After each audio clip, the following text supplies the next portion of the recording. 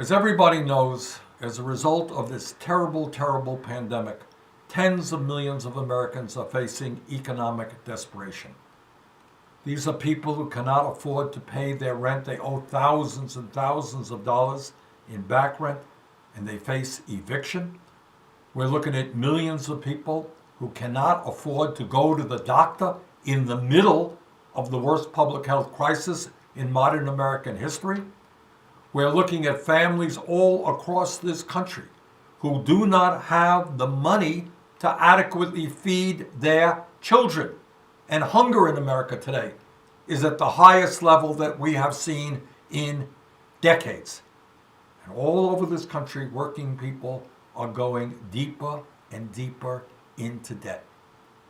And the point that I'm going to be making this week in the Senate is that Congress cannot go home for the Christmas holidays until we pass legislation which addresses, or at least begins to address, the terrible economic desperation faced by so many working families in this country.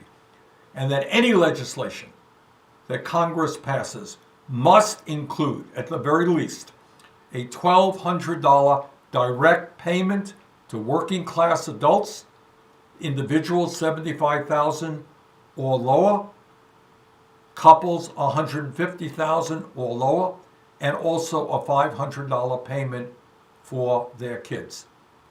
Now, as some of you will remember, this is what Democrats and Republicans did unanimously in March through the CARES Act. Remember the CARES Act provided money for working families in terms of direct payments of $1,200 for an adult, $500 for a kid, provided $600 in supplementary unemployment benefits.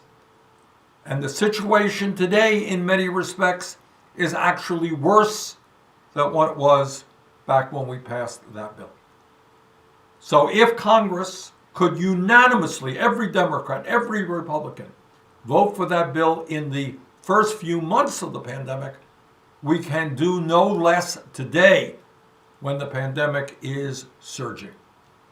So I hope that you will join me in demanding that the Senate and the House have the courage to do the right thing. And that must mean direct payments to working families all over this country who are struggling to maintain their dignity and to provide decently for their kids. Let's go forward together and let's make sure that the Congress does the right thing. Thank you very much.